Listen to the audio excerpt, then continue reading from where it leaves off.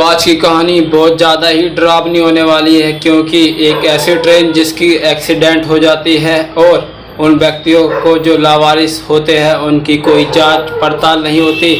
उन व्यक्ति की आत्माएं उस ट्रेन में आज भी भटक रही होती है। चलो कहानी की शुरुआत करते हैं। वह एक अंधेरी और तूफानी रात थी और रेलवे स्टेशन पर पूरा सुनसान छाया हुआ था। उस रात भारी बारिश हुई और तेज हवाओं ने एक भयानक माहौल सा बना दिया था। खराब मौसम होने के बावजूद एक अकेला शख्सियत उस प्लेटफॉर्म पर खड़ा होता है और रात की आखिरी ट्रेन का इंतजार कर रहा होता है। उस व्यक्ति का नाम था रुद्र। वो व्यक्ति अपनी चचेरी बहन के शादी से रात वापस घर की ओर लौट रहा होता है। जैसे ही रुद्र वहां खड़ा होता है वो देखता है दूर धीमी टिमटिमाती हुई रोशनी।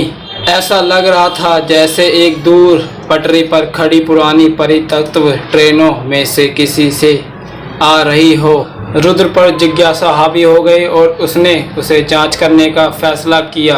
टिमटिमाते हुई रोशनी की ओर चलते हुए एक अजीब सी बेचैनी महसूस कर रहा था। रुद्र उस ट्रेन के जितने ही पास पहुंच रहा था उतने ही हवाओं में ठंड महसूस कर रहा होता, इसका वर्णन भी नहीं किया जा सकता था। अब वो ट्रेन के डिब्बे में जाता है। उसे यह देखकर बहुत ज्यादा आश्चर्य हुआ कि ट्रेन का दरवाजा थोड़ा सा खुला हुआ था। रुद्र उस ट्रेन के दरवाजे से अंदर झांक कर देखता है तो उसे एक अद्भुत और बहुत ज्यादा डरा देने वाला दृश्य दिखाई देता है। पुराने जमाने के कपड़े पहने पारवासी आकृतियां थी जो उस समय का कुछ प्रतीक हुआ करता था। तब देख रुद्र घबराकर लड़खड़ाते हुए स्टेशन के वेटिंग रूम की तरफ भागने लगता है, इस उम्मीद से कि उसे कुछ वहां सांत्वना मिलेगी। अब अंदर उसकी मुलाकात एक स्टेशन मास्टर से होता है जो बहुत ज्यादा बूढ़ा होता है और वो चिमनी के पास चाय पी रहा होता है। रुद्र उस बूढ़े स्टेशन मास्टर के पास भागता हो जाता है और बोलता है, सर उस ट्रेन में कुछ मुझे अजीब और डरावना सा लग रहा था तो मैं आपके पास डरता हुआ आ गया। वो स्टेशन मास्टर उस रुद्र को शांति से देखता है और उसे कहता है, ओह शायद तुमने उस स्टेशन पर आत्मा को देख लिया है जो कि उस स्टेशन पर भटकती रहती है रात के समय। क्या मतलब है? रुद्र ने हैरानी से पूछा। जो बात बताने वाला था स्टेशन मास्टर, जिससे रुद्र की रोंगटे खड़े होने वाला था। साल पहले इसी स्टेशन पर एक ट्रेन अपने पटरी से उतर गई। इससे एक दुखद हादसा हुआ था, इससे कई यात्रियों की जान चली गई। उस भयानक रात के बाद से यह कहा जाता था कि उस दुर्भाग्यपूर्ण आत्माओं की आत्माएं शांति पाने में असमर्थ थी। स्टेशन मास्टर ने कहा, आज रात की तरह केवल तूफानी रातों में ही वो आत्माएं दिखाई देती है। सभी आत्माएं ट्रेनों और प्लेटफॉर्म में घूमती रहती है, कुछ ऐसा ढूंढती है जो उन्होंने असामयिक निधन के कारण खो दिया था। रुद्र मृतकों की पीड़ित आत्माओं से घिरे होने की विचार से कांप उठा था। रुद्र ने उस स्टेशन मास्टर से पूछा, इन आत्माओं को खुश करने या फिर इनकी मदद करने का कोई तरीका है?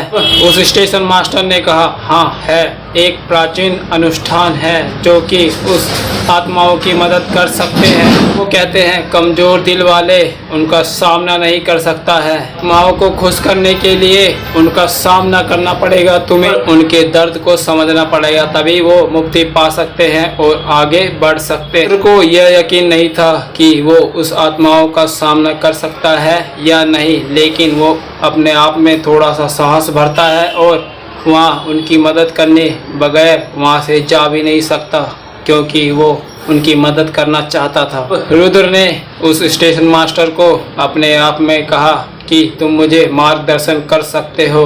आधी रात होते ही वो स्टेशन मास्टर और रुद्र दोनों उस ट्रेन की ओर बढ़ने लगते हैं। ऐसे ही वो दोनों उस ट्रेन के पास पहुंचने ही वाले थे कि तेज हवाएं और बारिश भी तेज हो गई थी और ऐसा हो गया था कि वहां दिखना भी मुश्किल हो चुका था। के अंदर वो आत्माओं की आकृतियां उस रुद्र का इंतजार कर रही होती है। ने गहरी सांस ली और उस डिब्बे के अंदर दाखिल हो गया और अब आत्माओं से बात करने लगा। तभी सभी आत्माएं रुद्र को अपनी कहानी बताते हैं। ये बातें सुनकर रुद्र को एक अजीब सा जुड़ाव महसूस होने लगता है और वो सोचता है कि अब तो इसका दर्द भी हमें समझ आने लग गया है। कई घंटे हो गए स्टेशन मास्टर बाहर विक्रम की बहादुरी और करुणा को देखकर आश्चर्यचकित हो गया था। जैसे ही भोर की पहली किरण फूटती है तो वो ट्रेन से बाहर आता है और उनके आंखों में आंसू भरे हुए होते हैं। विक्रम बाहर आकर स्टेशन मास्टर को बोलता है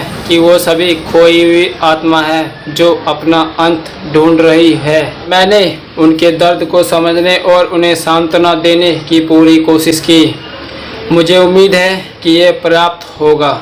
स्टेशन मास्टर थोड़ा सा मुस्कुराया और रुद्र ने जो हो सकता था वो सभी किया उन आत्माओं के लिए। दिन के बाद से वो भूतहा प्लेटफॉर्म अब शांत हो चुका था। उन आत्माओं ने उन यात्रियों को भयभीत करना छोड़ दिया और स्टेशन ने भी एक राहत की सांस ली। दिन के बाद से कोई भी यात्री उस स्टेशन का कोई भी भूतिया किस्सा नहीं सुनाता।